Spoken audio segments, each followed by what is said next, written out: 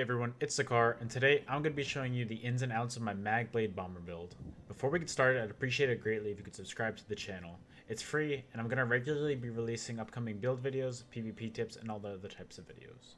This is a high risk, high reward type of gameplay build, so if you get frustrated easily, this is probably not the type of build for you. You're going to be incredibly squishy, but the amount of damage you do will be insane, and it will be worth it when you get the right bomb off. Anyway, let's get started on the gear. First, we're going to be running Swords of Vicious Death. The first hand is going to be Nirnhone, and our offhand is going to be Sharpen. It's going to increase your damage and pen on your bomb. On your back bar, you can do a Resto Staff of any kind. I just still have the Vicious Death one on just because I didn't really care to get too sweaty with it. I just think that this is just fine. And I have Decisive on my back bar so that I can get my ultimate as fast as possible.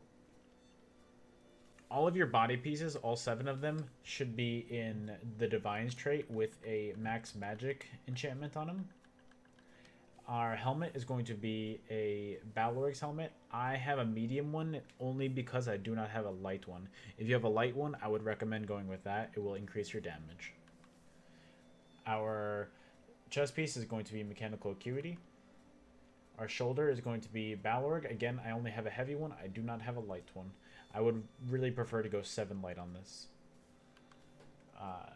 Waist is going to be Mechanical Acuity, Divines, again. All of our pieces are Divines. Hands, legs, and feet are all also going to be Mechanical Acuity. We want Mechanical Acuity because we want, when our bomb goes off, we want that 100% critical strikes on everything we do. And it's just going to make you just output the most amount of damage possible. Again, with Balorgs, you're also going to be increasing your spell damage when you use an ultimate, so oof, you're gonna be hitting so hard. And then our 3 pieces of jewelry are going to be Vicious Death, all triple infused spell damage. Our character sheet is going to look like this. We're going to be using Ghastly Eyeball as our food. It's going to help your max magic and your max magic recovery. It's going to be probably the best thing that you could possibly use for this. You're going to be using the Shadow Mundus to increase your critical damage. And you're going to be a Vamp Stage 2 so that you get one of the passives that I will go over later on. And then we are also going to be a High Elf for this. It might be better to be a Khajiit, but personally I like High Elf. I don't think that you really lose out on too much. So if you want to go High Elf or Khajiit, I don't think that you'd really be wrong either way. And then all 64 points of our attributes are going to be in magic. Our skills are going to look like this. Our front bar is going to be Concealed Weapon. This is going to be your main spammable when you're going to be wanting to clean up a fight, which doesn't happen too often, but this is kind of like your just in case kind of skill. Inner Light to increase your max magic on your front bar, that way you hit a little bit harder. Sap Essence, this is going to be the skill that you spam after your ultimate. It's going to be an AoE that siphons all damage nearby. It's definitely your best spammable to use right after your bomb. Shadowy Disguise, that way you're invisible leading up to your bomb. Trust me, stealth is your best friend. You are so squishy on this build. And then Simmering Frenzy. This is going to be difficult to use sometimes, but activate this right before you're about to go off for your bomb, and you're going to be hitting so much harder. You're going to have your spell damage be increased by 660. Oof. Trust me. You're going to be hitting so hard on this one, guys. And then Soul Tether, this is going to be what does most of your damage. Between this and Proxy, this is going to be what sets your bomb off properly. We're going to have Combat Prayer in our back bar. This is going to give you minor berserks that increases your damage done by 5%.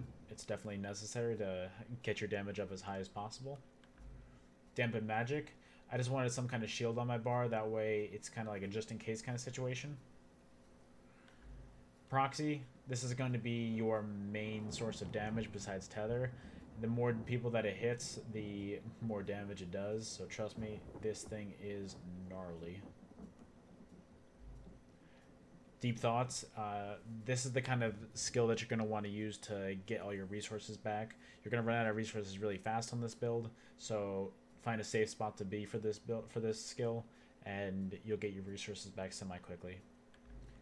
Challenge Acceleration, this is where you're going to start every bomb with. That way you have Major Expedition and you can get into a situation as fast as possible. And I just have Soul Tether on my back bar as well. I guess you could use something like Undo on your back bar for that 6%, but I really don't think it matters what kind of ultimate you have on your back bar. It really just does not matter. And this is exactly how your combo is going to look. I'm going to solo bomb this mudcrab right here. So first, you're going to be doing Channeled Acceleration, then Proxy, then Combat Pair, switch into front bar Stealth, go into the Stealth, activate your Vampire ability, just like that. Your blue slottables are going to be Fighting Finesse, Untamed Aggression, Biting Aura, and Backstabber. They reduce the cost of all of these passives on the blue tree, or on all the trees in general, so it shouldn't be hard to increase your max magic or your precision skill. So get those two up mostly, then you can get your max stam and all of your other slottables in between. So like in your extended might, I have all of these in. Definitely get these as well. In this one, this is really the only one that really counts. It doesn't matter too much. You're going to definitely want to focus between getting your precision, Eldritch Insight, and then definitely between these three. These are definitely important. And then in Staving Death, these three, these ones matter too, but not as much, I would say. Under your red tree, you'd have as your 4 red slottables, Boundless Vitality, Rejuvenation, Siphoning Spells, and Ironclad. These don't really matter too much because this is mostly just a glass cannon build. You're really not going to be wanting to take any kind of damage whatsoever, so you're going to be avoiding conflict at all times except for when you're bombing. So just get these slottables, and it really doesn't matter too much. And then under your green tree, you're going to be wanting as your 4 slottables, Steed's Blessing, Liquid Efficiency, Rationer, and Treasure Hunter.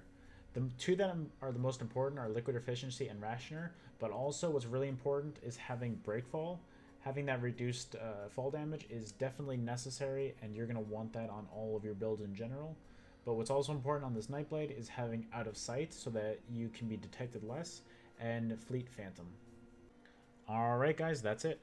Hope you guys enjoyed the video.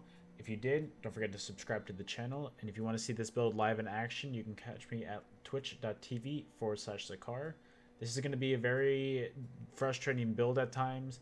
There's going to be a lot of bombs that you just don't get sometimes, but don't let that discourage you. When you get that right bomb, it feels so nice. So just keep on going, keep on trying, and just enjoy this build. Alright guys, I'll see you next time. Later.